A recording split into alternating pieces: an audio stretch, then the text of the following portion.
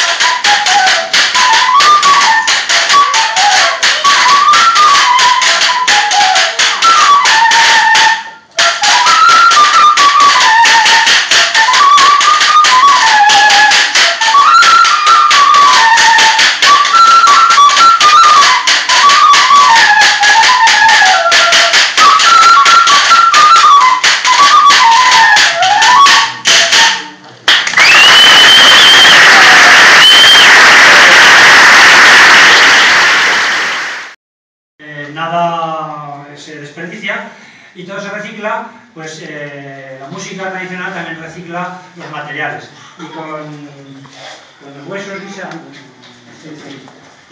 de esa huella pues nos hemos feito y a lo mejor resulta que cuando esa huella se va a espantillar, pues vaya un buitre y se la va a pinchar, ¿no? Los restos, normal. Pues eso es una fronteta feita con un hueso de buitre, con una urna, un hueso del radio, ¿no? Del ala de buitre, pues también un instrumento de letra. A lo mejor este buitre y ese buitre se va a pinchar